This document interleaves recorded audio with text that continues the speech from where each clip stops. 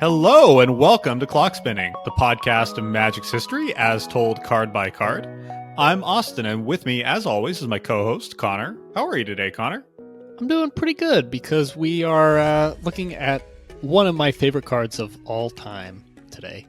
Connor, do you want to, it's going to be in the title and everything, but do you want to just dive right in and say what one of your favorite cards of all time is? In case someone's made it into the episode without seeing anything about it. Thank you. Welcome. The entire topic of today's episode is Graxiplon, a blue beast from way back in Onslaught, with really nothing special about it.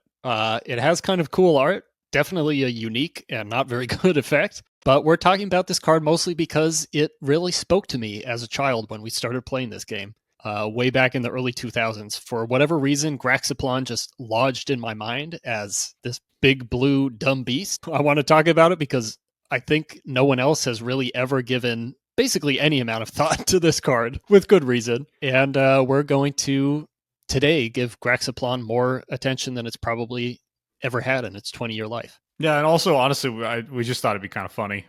Yeah, it's our show. We will be finishing the Kamigawa set review for Cube. It's in the works. It is in the works. The next episode of that will be coming soon, but we just wanted to record kind of a short, fun, strange little episode for you to enjoy while we're getting that put together. A little bonus episode, if you'd like to call it that.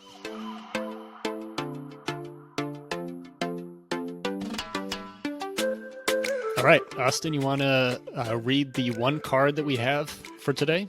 All right, our card for today is Graxiplon, 5 and a U for a 3/4 beast. Graxiplon is unblockable unless defending player controls 3 or more creatures that share a creature type. And then the flavor text, attempts to revive this ancient species have not been entirely successful, but results indicate potential for future development. Riptide Project Researcher. And then the art, I'm not going to tell you to go to the YouTube channel this time if you're listening on your podcast app, but tap on it and look at the art because the art is a big part of what attracted us to this card. It is a big, beautiful blue praying mantis looking beast that also shares some similarities with maybe a more well-known type of creature in Magic.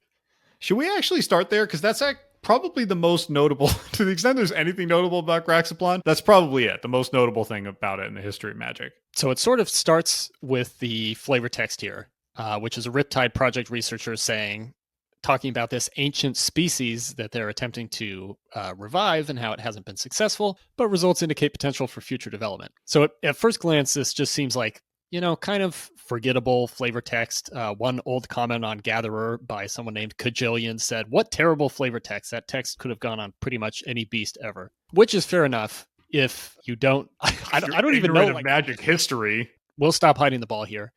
Graxiplon kind of looks like a sliver.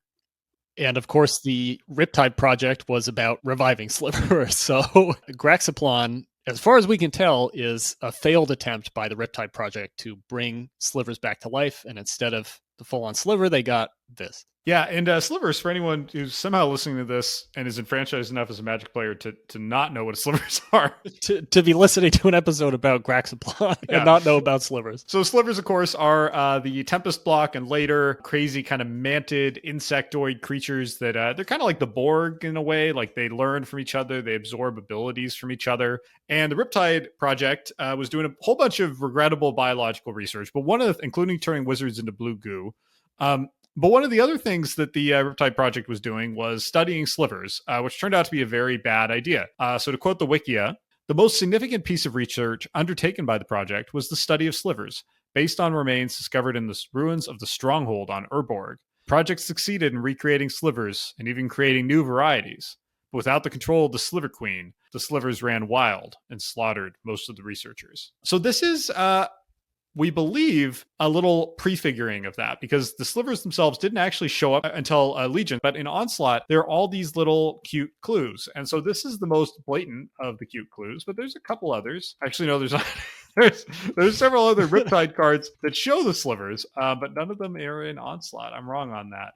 except for Riptide Replicator. Riptide Replicator is an artifact that copies things. You don't need to know too much about it, except that the art is very blatantly a sliver being, I don't know, created out of lava or orange goo or something. And so there was just a little bit of a hint at what was coming in Legions, which was the onslaught of the slivers upon Dominaria. Yeah, I really like this art for Riptide Replicator. I've never seen it before, but it looks like they're basically like pouring a mold of a sliver, like they're trying to make a sliver bronze cast or something. Yeah, it looks like they're making a statue. It doesn't really look like it's going to result in a living creature, does it? It's like, guys, no wonder it's not successful. Well, and also because the cephalids, they always look kind of dorky, but here they look really dorky. They kind of look like the, what are those guys in Star Wars? The guys with the big heads. Oh no, we're gonna get roasted over this. We're gonna get Admiral Akbar is one of them. No. The guys, the ones who build the ships for the rebels, the big bumpy ships. Guys, Star Wars, Akbar species. This is a pretty loose episode. The Mon Calamari, which, by the way, I just realized calamari, like squid. Come on. What is that? So these calamari seem a little less competent than the ones building spacecraft in Star Wars. In this one, they look really, really silly. Yeah, they got to get their act together. But it is cool. They got these like helmets that I guess allow them to operate out of the water. So that's cool. Mm-hmm. Is this the only card where cephalids appear out of the water? No. No, I feel like they're usually. Oh, you're right. Okay, I'm totally wrong on that. There's a lot of misinformation this episode, Connor. Yeah, we're really just sowing doubt all over the place. But one thing we can say for sure is Graxiplon kind of looks like a sliver. And we believe is a precursor, like the flavor text implies it, the appearance implies it. But I will say I scoured the web for like 30 minutes and there's a lot of people on like old MTG Salvation threads saying this. I can't find any WotC thing saying this. And I don't know if that's just link rot or some Wizards employee said it in an interview or if this is just made up completely and Graxiplon just kind of looks like a sliver. I am glad that you have at least found other people discussing this because I was getting a little worried that we just made it up. A few other fun Riptide cards that happen to show slivers in the background just for completeness sake. Riptide Survivor is a pretty fun one. It's almost like a Metroid kind of vibe in the art where there's one of these Onslaught goo wizards and then in the background there's a sliver and a tube. So that's pretty cool. Warped Researcher is a great one from Legions. Like, I don't even know what this researcher is. It's worth looking this one up. I'll link it in the show notes. But he is this absolutely terrifying blue muscle. Oh, he is messed up. I don't even know what to call it. Like a 90s villain, comic villain guy, like caressing the corpse of a sliver. Pretty freaky. Stabilizer is a little bit on the nose. It's a Scourge hate card for cycling. That just has a sliver and a bubble. I don't really get why, because slivers aren't really known for cycling. And then Uncontrolled Infestation is another funny sliver piece where they're destroying the Riptide lab and they just look goofy. It's kind of like they just look like gremlins or something. They don't look like meanies. They just look like they're being silly, destroying the Riptide lab. The sort of Uniclaw situation that slivers have going on looks especially silly on Uncontrolled Infestation. It really does. It really brings home the essential silliness of the slivers. Yeah. Maybe they're meant to stay in sort of a two-dimensional space like these cephalids are trying to do.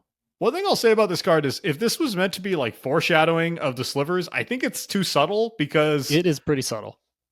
You have to really guess at it looking at the art. There's a great Gatherer comment from a guy called In My Pants 22 who says it looks more like a sliver to me, which I guess is meant to be a criticism, but also indicates like this really wasn't doing what it was meant to do. He In My Pants almost figured it out. Well, I think we need to go back to the name. Graxiplon. You don't really see a lot of cards with names like this anymore, I feel like. We've actually had multiple comments on YouTube and elsewhere saying, what are you guys saying when you say Graxiplon? Because we've mentioned in other episodes, people can't tell what we're saying. You don't really get names like this, and I like it. It's mysterious and magical and sort of unpronounceable, and I like that. It's one of these things that sort of adds this feeling of depth to the world of Magic in the same way that like Tolkien, right, is full of like names and little one-off references that create this feeling of history. I feel like Graxiplon, it's not explained. It's just the Graxiplon. And, we never find out what it is. You just have to look at the art and try to wonder. And the art doesn't really tell you much of anything either, right? It's this sort of creature that's like skimming over the surface of the ocean, I guess, but doesn't have flying. Oh, that's confusing, isn't it, by the way? It sure is. Yeah, we've talked about a lot of creatures in Kamigawa that look like they should have flying and don't. And Graxiplon would fit right in there. A pretty wonderful quote on TCG Player from someone named Andy Hurst, who built like a Jace the Mind Sculptor Planeswalker dual deck and happened to throw in Graxiplon, which I think is amazing. It's like one of the only references of this card on the web. He said, Mirazel and Graxiplon have two of my favorite names. I wish they would go back to some of these incredibly weird names for incredibly weird creatures. And I love that. It does feel like kind of a different sort of creative process, right? Well, so we started touching on the art. As you said, it's very evocative. It's by an artist called Ian McCaig, who hasn't done a whole lot of pieces. He's only done 17 pieces in the history of Magic. I'll link them. Interestingly, he did like 6 in Onslaught block, and then nothing until Shadows over Innistrad block, where he did a couple. And then he's done another, like, I don't know, 8, 9 pieces since then. So pretty limited selection of pieces to look at. And his art style seems to evolve quite a bit. This piece and his other Onslaught pieces are in this kind of like late 90s, early 2000s. I'd call it kind of a comic book style. I don't know about you, Connor, like thick black lines, super saturated color, which was a pretty common style. His is less exaggerated and goofy than a lot of other cards in the style, which I appreciate. Yeah, it's a little bit comic book. I'm looking through everything he's done. I actually prefer these Onslaught ones to some of his more recent works, which are just kind of like, it doesn't really feel like there's much of a distinctive style to them. Oh, there's one with Asmore. That's kind of fun. Chef's Kiss. I would say his recent works are extremely technically competent. Like I'm looking at like All That Glitters, Claim the Firstborn. Like these are really highly technical pieces, but I agree these older pieces have more personality. Obviously Graxiplon, but also like Fleeting Avon has an interesting, almost Rebecca Guay quality to the colors and line work. Mm-hmm. I always liked Silk Lash Spider as a kid, just because it's so violent and frankly gross, because it's a big old spider. That's one of the least gross spiders I've seen in Magic, though. That's true. Magic can go hard on gross spiders. Yeah, I've always liked Iron Fist Crusher. It's another one by him. Definitely part of the winning formula for Graxiplon. Okay, continuing our like just inch by inch, centimeter by centimeter, millimeter by millimeter, in fact, dissection of this card. Let's talk about the type line, Connor. It's a beast. It's a beast in blue. That's slightly unusual, right? It certainly sounds unusual. Well, let's talk about how unusual it is, Connor. So there are 481 beasts in Magic total. And blue beasts are uncommon, but maybe not as uncommon as you'd think. So of all the beasts in Magic, I'm going to go, I'll go in Warburg order. So 5% are white, 10% are blue, 7% black, 18% for red, 43% for green, 15% gold, and 3% colorless. So I mean, blue is beating both white and black, which surprises me a little bit. I feel like black could have some beasts in it, right? Kind of got some bestial stuff going on.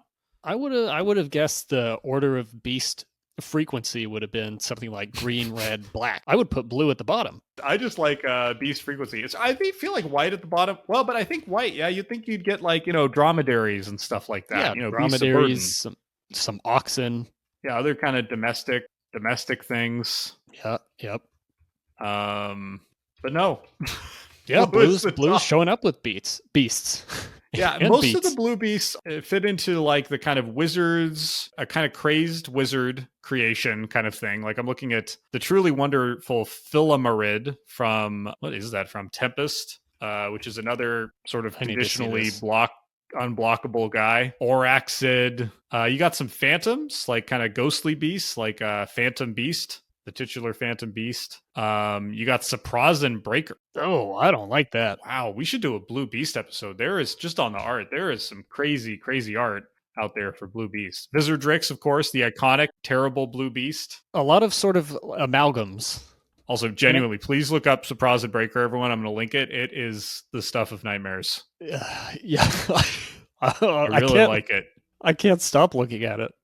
There are 7 other blue beasts in Onslaught. For anyone who's not familiar, Onslaught was a tribal block, and beasts were one of the big tribes for green and then secondary in red. But interestingly, we still got 7 blue beasts. We got the banger Chrome Shell Crab, which I think is the only one of these to ever get reprinted because most of these are really, really terrible cards. Chrome Shell Crab is still a bad card, but it's a funny card for Commander. And then you've got other just cards like Mischievous Quanar and stuff. All these look like they're meant to be Riptide experiments to me. They're all these kind of crazy, over-the-top, kind of grody mutant creatures. Actually, I think a few of them are really clearly that, like obviously Riptide Mangler, but also Primok Escapee seems pretty clearly a Riptide Escapee. Yeah, I think Weaver of Lies also, I mean, it looks like he's in Riptide Labs, so. That's another one that made a big impression on me as a kid just because he's so scary.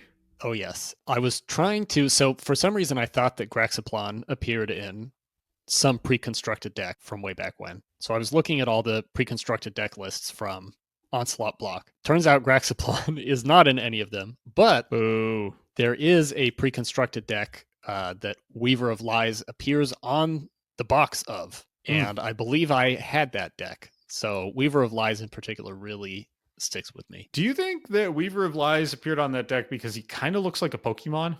I'm not an even kidding. Interesting theory. Huh. Don't you? I mean, I could be projecting based on my own experience, but I feel like 2002 me, I'm coming from Pokemon and Sword of Yu-Gi-Oh! I look at this and I'm like, well, that's kind of like a Pokemon. I can see myself in this game. I don't know. Just throwing it out there. Yeah. He's just sort of a Pokemon-looking monster. Could be a little bit Yu-Gi-Oh-esque too. If anyone from WotC in 2002 is listening to this and remembers why Weaver of Lies went on that theme deck, please let us know. What's the name of the theme deck, Connor? That theme deck is called Morph Mayhem, and it's a white and blue, as you might have guessed, morph themed deck that's almost entirely creatures. There's only 2 instants and 3 enchantments. Oh, because it's from Legions, so it's all creatures. So if anyone's not familiar, Legions was a set in Onslaught block that had only creatures, nothing else, which was not a winning idea, as it turned out. No, the only set to have tried that. Wow. And this deck, 26 lands, which seems like a lot. Come on, Wizards. Well, you gotta hard cast your Weaver of Lies. Right. 26 lands, 29 creatures, 2 instants, Akrama's Blessing, and for some reason Discombobulate. Why would they put 1 counter spell in here? And then 3 enchantments. That is a strange deck. Oh my goodness. And the rares are Chrome Shell Crab and Weaver of Lives. You definitely had this deck. That's where you got your Chrome Shell Crab. Yeah, I still have the Chrome Shell Crab. And I remember this box. So I would kind of love to recreate Morph Mayhem and play it against another pre-constructed deck from Legions. Okay, I wanted to read the entire description of Morph Mayhem off the Wikia because it's worth reading, but I'll spare you, listener, but look it up if you're a giant nerd like us. I will say from this description, I like this because it's all morphs. Of course, playing a deck that contains so many 2/2 creatures is tricky. One cheap 2/3 creature like Elvish Warrior from the Onslaught set can cause a fatal slowdown. They're not really selling the deck to me on that. Not a lot, but don't worry, you have some Glory Seekers in there, so you can have more 2/2s. Right, it goes on to say, and since many of your morph creatures have fairly high cost, Wizards, you might get caught flat-footed. I don't want to be caught flat-footed by a single harsh mercy, brackets Onslaught. Are they trying to sell this to my opponent or to me? This must have been on the little insert inside the deck, because if this was written on the box, I probably wouldn't have gone for that one. Also, Weaver of Lies, terrible card. Really an amazingly bad card. Blue, but that's kind of was Blue's, thematic thing in Onslaught block was bad cards. They're almost all really bad. Yeah, they especially the creatures. So Legion's just a tough time for Blue. Yeah, I actually went through all 117 blue cards in Onslaught in my research for this, and there are really only 7 decent blue cards in Onslaught. Just to rattle them off, they are Arcanus the Omnipotent, Brain Freeze, Day of the Dragons, Mind's Desire, Mistform Ultimus, Scornful Egotist, and of course Graxiplon. Hold on, what? Why is Scornful Egotist a banger? I hoped you'd notice that, just because it's funny. Okay. Honestly, Mistform Ultimus is mostly on there because it's funny. There's really only 4: Arcanus, Brain Freeze, Day of the Dragons, and Mind's Desire. Yeah, I don't want to go on too much of a tangent here, but there is another pre-constructed God forbid. There's another pre-constructed deck from Scourge that features Scornful Egotist. It's a blue and red converted mana cost matters. I had this one. I think you did, yeah. It was so bad. Yeah, we gotta recreate these and go head to head. Well, you proposed earlier doing a gauntlet where we talk about these. So if anyone wants that, just let us know. Or if you don't, we might do it anyway. So speaking of Arcanus the Omnipotent, it shares a mana value and stat line, or I guess I should say converted mana cost and stat line with Graxiplon. They are both blue, 6 mana, 3/4s. I think Graxiplon has had a little less staying power than Arcanus. Not that Arcanus has had a huge splash in the game.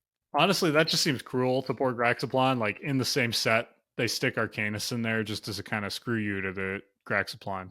Yeah. I mean, there are only 46 6-mana 3/4s in the game of Magic. So to put Graxiplon right next to Arcanus like that, I agree, is rough. 2 out of the 46 3/4s for 6 are in this set. That's news you can use. That is 4% of the total are in this set. Write this down. So we haven't talked about the mechanics for this card at all.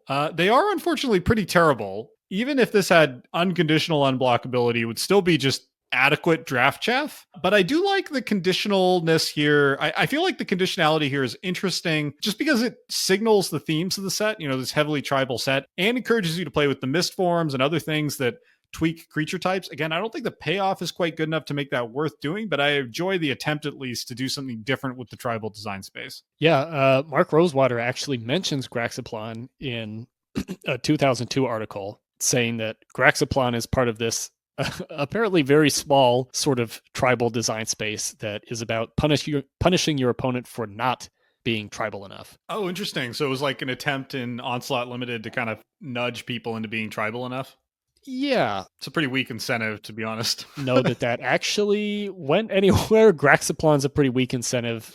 The other two cards that he mentions, let me just scroll down there, are kind of doing something similar. One of them is Elven Riders, which is a green 5-mana 3/3 that can't be blocked except by walls or creatures with flying. Okay, I don't really see that. And then the other one is Thoughtbound Primok, which is a red 2/3 flyer that says at the beginning of your upkeep, if a player controls more wizards than any other player, they gain control of Thoughtbound Primok. So I guess that is rewarding you with a 3-mana 2/3 flyer that you may not lose if you have enough. I feel like the player being punished there is the one who put Thoughtbound Primok in their deck.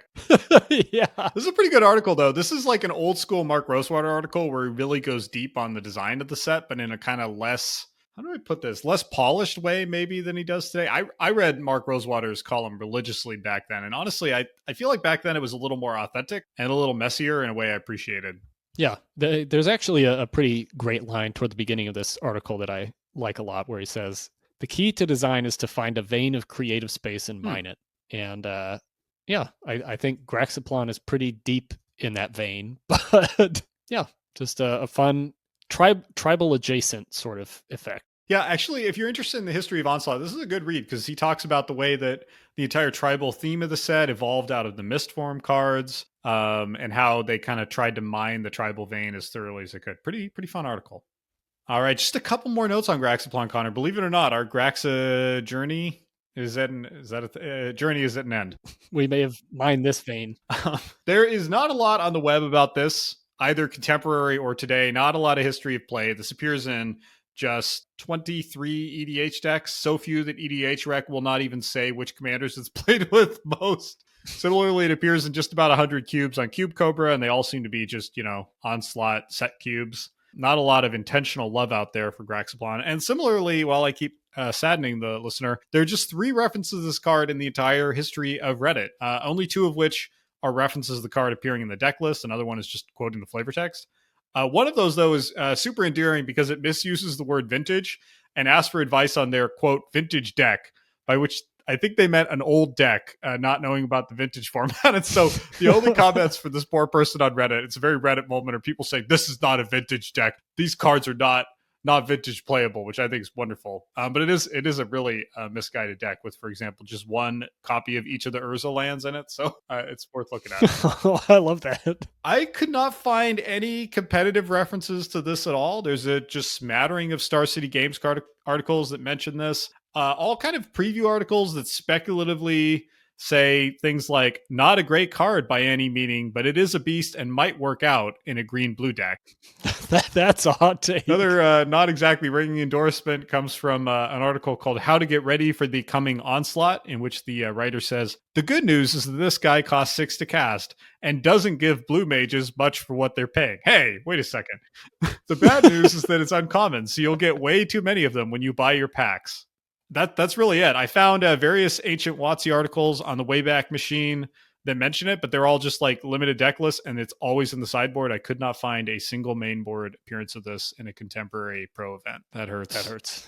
It's a dark note to end on, Connor. Any final words on Graxiplon? No, I think we have mined this creative vein about as much as we possibly could. I guess I'd just say I really have a soft spot for this card in a way that, I think a lot of players do, where there's just, some card that you saw early on when you started playing, when, there wasn't really a strong sense of what's good and what's bad, what's playable and what's not, what, is supposed to be in a deck, or, what kind of card is good enough for you to care about. And I feel like Graxiplon is just that card for me that, brings me back to this nostalgic time when, any metagame that existed was far beyond my understanding. And a card like this could just go in a deck that you play on the kitchen table. Hear, hear. And honestly, you could do worse in 2002 as an amateur player than fall in love with Graxiplon. Like kitchen table Magic, he's going to do some work.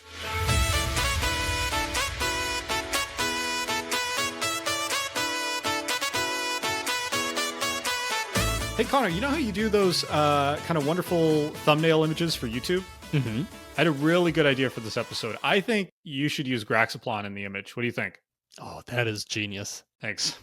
All right. Thanks so much for listening today. We had a lot of fun with indulging ourselves with this ancient pet card. You can follow the show on YouTube or your favorite podcast app. If you liked it, we'd appreciate it if you could share it with a Magic playing friend, post it in a Discord chat, upvote it or comment on Reddit or YouTube. All those things mean a lot. We take a lot of joy out of making it, and we take a lot of joy from hearing from all of you. As Connor said, we'll be back soon with more of a full fat episode, probably diving back in some ancient Kamigawa cards. Until then, though, I'm Austin. And I'm Connor. Thanks for listening.